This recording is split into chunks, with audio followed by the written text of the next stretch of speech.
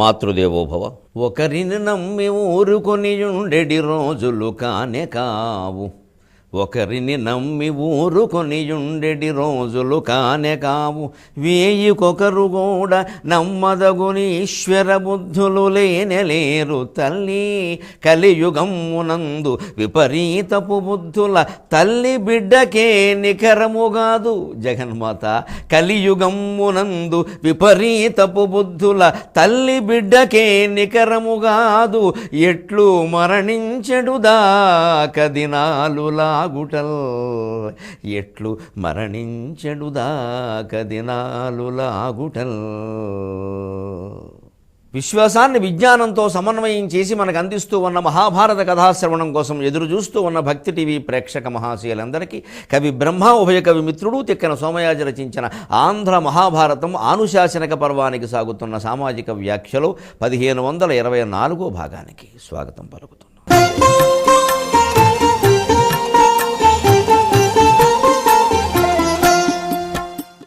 నిర్మాణంబును చేసి సృష్టిని భవన్నీరేజనేత్రంబుల కర్మం బంధున ఎంత డసినవో. చాతుర్మాస్య దీక్షలు జరుగుతున్న సందర్భంగా దాని సారాంశం తెలుసుకుందాం. నేల మీద పడుకోవడం, బ్రహ్మచర్యం పాటించడం, ఏదో ఏకభుక్తం చేయడం, ఇవన్నీ గొప్ప విషయాలు. అవన్నీ మనోనిగ్రహానికి సంబంధించినవి. అంత నియమాలు పాటిస్తూ కాస్త ఖాళీగా ఉంటున్నాం కాబట్టి ముఖ్యమైన పనులు తప్ప ఏమీ చేయకుండా ఇప్పుడే భగవత్తత్వం తెలుసుకోవడానికి చాలా అనువైనటువంటి కాలం. ఇక ఇంతకు మించింది మళ్ళీ దొరకదు.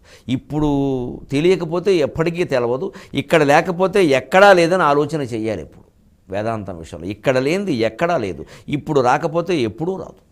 కృష్ణమూర్తి గారు తన సిద్ధాంతాల్లో చాలా స్పష్టంగా చెబుతారు. అది నువ్వు కూర్చున్న చోట ఆలోచించవయ్యా, మళ్ళీ ఎక్కడికో పెడతానంటే ఏమిటంట.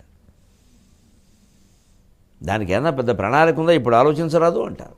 మనం సాధారణంగా వాయిదాలు వేసేస్తాం బద్ధకం కొద్దీ. అప్పుడే తెలుస్తుంది ఏమిటి, జీవితం అంతా గడవాలమ్మా, అనుభవించాల్సినవన్నీ అనుభవించాలి. ఏదో భయపడిపోతున్నాం అన్నమాట అనుభవించడానికి.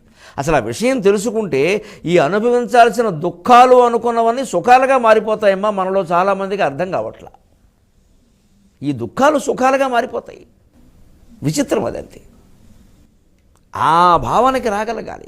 ఏదో యాత్రకి వెళ్ళాం, ఓ బస్సు ఆగిపోయింది, దుఃఖంగా మధ్యలో చికాకు ఎక్కడ పడితే అక్కడ ఆపేశారు, ఏమిటిది, ఏదో మరమ్మతు వచ్చిన ముందు చూసుకోవద్దా. నిజమే. అటువంటి భార్య భర్త పిల్లలతో సహా ఇద్దరు కలిసి నలుగురు కలిసి కాస్త అలాగా ఆ కొండచాటుకి వెళ్ళి ఆ కోణంలో ఆ సరోవరంలో 1 గంట తిరిగి వస్తే ఈ లోపల ఏదో బాగు చేసుకుంటారు. ఒక్కసారి అలా ఆనందంగా మొక్కల మధ్యలో ఎక్కడో తిరిగితే మనం ఈ ప్రదేశానికి రమ్మంటే మాత్రం వస్తామా? ఆ బస్సు అలా ఆగిపోవడం వల్లే కదా ఇది వచ్చింది, ఈ సౌఖ్యం కలిగింది, ఎంత ఆనందం. పైగా యాత్రకేమో బోల్డ్ డబ్బులు కట్టాం, ఇదేమో డబ్బులు కట్టకుండా దొరికిన సుఖం ఇది. ఇప్పుడు దుఃఖం సుఖంగా మారిందా లేదా? దేనివల్ల? మన భావం మారితే బంధం అంతా మారిపోతుంది. ఆనంద సాయి స్వామి గారని అద్భుతమైనటువంటి తత్వవేత్త అంతర్యామి వ్యాసాలు రాస్తూ ఉంటారు, చదవండి వీలైతే. అంతర్యామిలో రాస్తారు ఆయన వ్యాసాలు. ఆయన రాస్తారు, ఒక మాట చూసి ఆనందపడ్డాను నిజంగానే. భావం మారితే బంధం మారుతుంది, ఏముంది దీనికన్నారు. అజ్ఞానం పోవడానికంటే ఇప్పుడు మనం పల్లెటూళ్ళలో మనకు ఇల్లు ఉంది, ఓ 10 ఏళ్ళు అక్కడ లేము, మనం ఎక్కడో బొంబాయిలో ఉన్నాం అనుకుందాం. ఆ బొంబాయి నుంచి మళ్ళీ బోడపాడో వెళ్ళాం, తర్వాత ఏదో మన ఇల్లు మనం చూసుకోవాలి కదా. 10 ఏళ్ళుగా అందులో చీకటే ఉంది, ఎవరు తలుపులు తీరు, మనమే తాళాలు వేసి వెళ్ళిపోయాంగా మరి. నిజమే. అప్పుడు వెళ్ళాక ఆ 10 ఏళ్ళుగా అందులో వ్యాపించిన చీకటి పోవడానికి 10 ఏళ్ళు అవసరం లేదు. ఒక కిటికీ తలుపు తీస్తే చాలు, వచ్చేసింది వెలుతురు. జ్ఞానం అంత గొప్పది. ఎన్ని ఏళ్లుగా ఎన్ని శతాబ్దాలుగా మనలో పేరుకుపోయిన అజ్ఞానం పోగొట్టుకుంది కానీ ఒక్క జ్ఞానకిరణ ప్రసారం చాలు. అది అనంతంగా ఛేదిస్తుంది చీకటిని. దానికి మనం అవకాశం ఇచ్చి తీరాలి. అప్పుడు ఆ జ్ఞానకిరణం ఇలా ప్రవేశించగానేనండి చీకటి భయపడిపోతుందండి. తనోతు క్షేమం నస్తవ వదన సౌందర్యలహరీ పరీవాఘ స్రోత సరణిరివ సీమంత సరణికి. శంకరాచార్య మాట. తనోతు క్షేమం నస్తవ వదన సౌందర్యలహరీ పరీవాఘ స్రోత సరణిరివ శ్రీమంత సరణికి. వహంతి సింధూరం ప్రబల కబరీ భారతిమిరద్విషాం బృందైర్ బందీకృతమివ నవీనార్క కిరణం. అమ్మవారి పాపట్లో ఉండే సింధూరపు రేఖ బాలసూర్యకిరణంలా ఉందిట. మరి చుట్టూ ఉన్న చుట్టూ అంతా నల్లగా ఉందిగా, నల్లగానే ఉండాలిగా. అది చీకటిట. ఆ చీకటి మధ్యలోకి ఈ సింధూరపు రేఖ బాలసూర్యకిరణంలా ప్రవేశించిందిట. ఆ సింధూరపు రేఖ ఎలా ఉంటుంది? ఆడవాళ్ళ యొక్క పాపిట్లో ఇక్కడ వరకే ఉంటుంది, పూర్తిగా వెనక్కి ఉండదు, ఇక్కడ వరకే ఉంటుంది. ఒక సూర్యకిరణం వచ్చింది కదా, జ్ఞానకిరణం కదా, జ్ఞానాన్ని చూస్తే అజ్ఞానానికి భయం కదా, వెలుగును చూస్తే చీకటికి భయం కదా, అమ్మో ఇంకా వెలుగొచ్చేస్తున్నాము మనం పారిపోవాలేమో అని భయం వేసి ఈ జుట్టు రూపంలో ఉన్న చీకటి ఆ బాలసూర్యకిరణం అనేటువంటి జ్ఞానకిరణాన్ని బంధించేసిందిట. వహంతి సింధూరం ప్రబల కబరీ భారతిమిర ద్విషాం బృందై బందీకృతమివ నవీన అర్కకిరణం. ఏం మహాకవి, ఏం తత్వవేత్త. ఆయన జయంతి వర్ధంతి ఏవో జరపడం, అభిషేకాలు పూజలు కాదమ్మా, ఈ తత్వం తెలుసుకోవాలి.